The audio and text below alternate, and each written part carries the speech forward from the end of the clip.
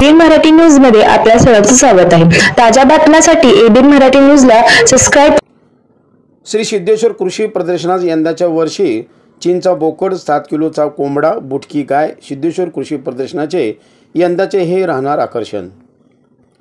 श्री सिद्धेश्वर देवस्थान यांच्या वतीने प्रतिवर्षाप्रमाणे यंदाही श्री सिद्धेश्वर कृषी प्रदर्शन भरवत असून यंदा प्रदर्शनाचे 54वे वर्ष आहे।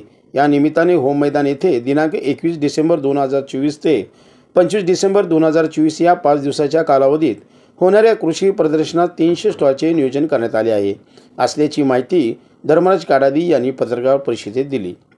कृषी विभाग, आत्मा जिल्हा परिषद सोलापूर, महाराष्ट्र शासन कृषी विभाग यांच्या विशेष सहकार्याने व स्मार्ट एक्सपो ग्रुपच्या व्यवस्थापन अंतर्गत भरवण्यात येत आहे। तसेच कृषी संशोधन केंद्र सोलापूर, डाळिंब संशोधन केंद्र, रब्बी ज्वारी संशोधन केंद्र, कृषी विज्ञान केंद्र सोलापूर व मोहोळ विभाग, रेशीम, खादी, ग्रामोद्योग, पशुवर्धन, सामाजिक वनीकरण व राष्ट्रीय बँका, नाबार्ड, कृषी महाविद्यालय, कृषी स्टार्टअप उद्योजक, नवउद्योजक, कृषी यांत्रिकीकरण, फूल रोपवाटिका धारक, साखर कारखाने यांच्या सहभागाने आयोजित केले जाणार आहे।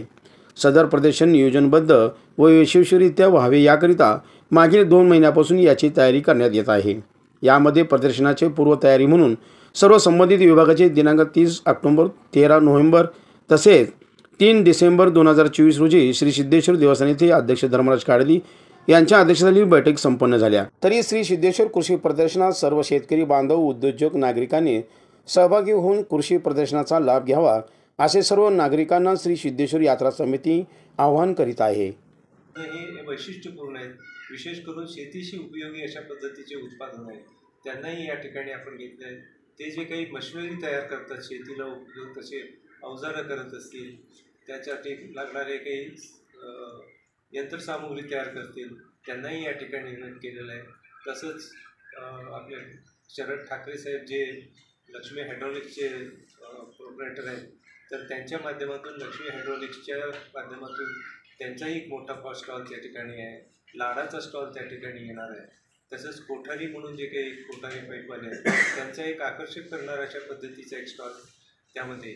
अशा पद्धतीनं सोलापुराचे जे उद्योजक आहेत, जे स्वतःच्या पायावर उभारून त्या ठिकाणी मोठ्या प्रमाणात या भागातल्या शेतीसाठी विशेष करून काम करत आहेत, तर त्यांनाही या ठिकाणी एक व्यासपीठ मिळवून देऊन ते ह्या लोकांसमोर आणावं। अनेकांना ही माहिती नाही आहे की सोलापुरातच अशा पद्धतीचं टेक्नॉलॉजी करणारे लोक या ठिकाणी आहेत, उद्योजक आहेत, तर त्याची माहिती या निमित्तानं या मिळावी असा एक उद्देश त्या ठिकाणी ठेवून आपण हे करतो आहे। तर येणाऱ्या काळामध्ये आपल्या माध्यमातून प्रसिद्धी मिळून जर काही लोकांना आपल्याविषयी वैशिष्ट्यपूर्ण अशा पद्धतीचं उत्पादन या कृषी प्रदर्शनात दाखवायचं असेल, तर त्यांच्यासाठी आम्ही काही ठराविक 5% स्टॉल आजही राखून ठेवलेले आहेत। त्यांना माझं आव्हान राहणार आहे की त्यांनीही यामध्ये सहभाग घेण्यासाठी आमच्या कमिटीशी कॉन्टॅक्ट करावा आणि त्यांना त्यांच्यासाठी स्टॉल जे राखून ठेवले ते देता येतील, एवढंच या ठिकाणी सांगतो। एक बुटक्या जातीची म्हैस आहे, 6 किलोचा कोंबडा आहे आणि विशेष म्हटलं तर ह्यावेळी आपण दरवर्षीप्रमाणे डॉग शो घेतो, कॅट शो घेतो, त्याला पण प्रतिसाद सोलापूर आणि इतर जिल्ह्यातून पण मिळत आहे। यावेळी विशेष म्हटलं तर आम्ही 23 तारखेला पुष्प प्रदर्शन म्हणून भरवत आहोत पहिल्यांदा। ते जे काही निसर्गप्रेमी किंवा नर्सरीत आवड असणारे लोक आहेत, ते पण त्यांचे फुलं किंवा वैशिष्ट्यपूर्ण वनस्पती असतील त्याचे पण प्रदर्शन करतील। दरवर्षीप्रमाणे पशु स्पर्धा पण आहे, गोवंशाची पण स्पर्धा आहे, त्यांचं पण इथं प्रत्यक्ष काही जातीचे देशी जे आहेत ते प्रदर्शनात आम्ही इथं आणत आहोत। आणि महत्त्वाचं म्हटलं तर किचन गार्डनिंग हा जो केविकेचा उपक्रम आहे, की छोट्या कुटुंबाला आपल्या घरातल्या घरात आपण सर्व भाजीपाला उत्पादन करू शकतो, असे 30 स्क्वेअर फुटात करायचं किचन गार्डनिंगचा डेमो लाईव्ह प्लॉट आहे, एआयचा प्लॉट आहे आणि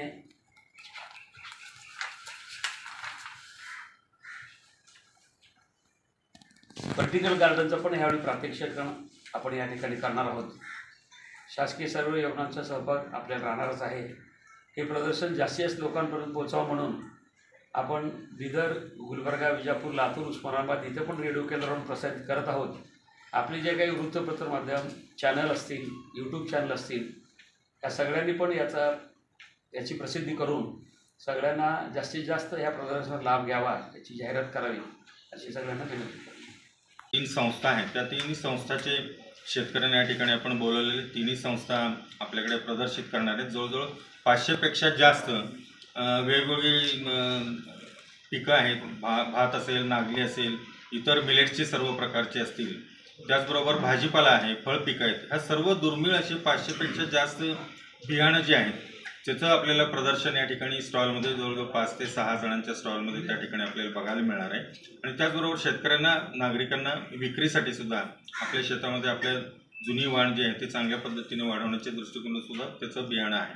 याचबरोबर आपल्याला माहिती आहे की तामिळनाडू भागामध्ये मोठ्या प्रमाणामध्ये, केरळमध्ये ब्राऊन राईस आणि ब्लॅक राईस जो आहे तो नैसर्गिकरित्या त्या ठिकाणी पिकवला जातो आणि न्यूट्रिशनच्या दृष्टिकोनातून अत्यंत महत्त्वाचं ते आहे. नागली आणि इतर मिलेट्स आहेत, श्री अन्न ज्याला आपण म्हणतो, त्यालासुद्धा प्रोत्साहन गेल्या 2-3 वर्षामध्ये चांगल्या पद्धतीने मिळालं आहे. त्याचंसुद्धा या ठिकाणी विक्री त्याच्यामध्ये ठेवलेली आहे. त्याचेसुद्धा आपल्याला या नागरिकांना प्रदर्शनाच्या बरोबर ही भातसुद्धा, नागली वगैरे या प्रकारचे आपल्याला त्या ठिकाणी मिळणार आहेत. नाशिक भागातले सुद्धा काही शेतकरी जे आहे ते कळसुबाई बियाणं केंद्र आहे, त्यांच्या माध्यमातून सुद्धा आपल्याकडं प्रदर्शन आहे. आपला इथला सोलापूरचा शेतकरी हिवरेचा अनिल गवळी म्हणून आहे, त्याच्याकडे सुद्धा जवळजवळ 500पेक्षा जास्त सर्व पिकांची बियाणं, देशी बियाणं तो दरवर्षी तयार करतो आणि विक्रीही करतो. तर त्याचं मोठं योगदान आपल्या जिल्ह्याच्या माध्यमातून त्याचं राहणार. तर असं सर्वसमावेशक सोलापूरमधल्या नागरिकांना हे मिळण्याच्या दृष्टिकोनातून या प्रदर्शनाचं वैशिष्ट्य असं म्हणता येईल. मग सांगितल्याप्रमाणे कृषीबरोबर औद्योगिकचा सुद्धा प्रयत्न गेल्या वर्षापासून आपण सुरुवात केलेली आहे आणि गेल्या वर्षी LPH शरद ठाकरे साहेबांचा जो आहे तो हायड्रॉलिक्स, लक्ष्मी हायड्रॉलिक्सच्या माध्यमातून प्रदर्शनामध्ये सहभाग घेतला. त्यावेळी आपण रेडीमेड गारमेंट्स आता मोठ्या प्रमाणामध्ये आपल्या इथं तयार झालेले गारमेंट्ससुद्धा बाहेर जाते. टेक्स्टाईल इंडस्ट्री आहे, इतर काही इंडस्ट्रीज आहेत, ॲग्रो इंडस्ट्रीज मोठ्या प्रमाणामध्ये आपल्याकडे आहेत, पॅकेजिंगमध्ये, त्या सगळ्यांना आम्ही आवाहन केलेले आहे. त्याच्या संदर्भात 2-3 बैठकासुद्धा झालेल्या आहेत आणि ह्या वर्षी चांगला रिस्पॉन्स आपल्याला मिळणार आहे.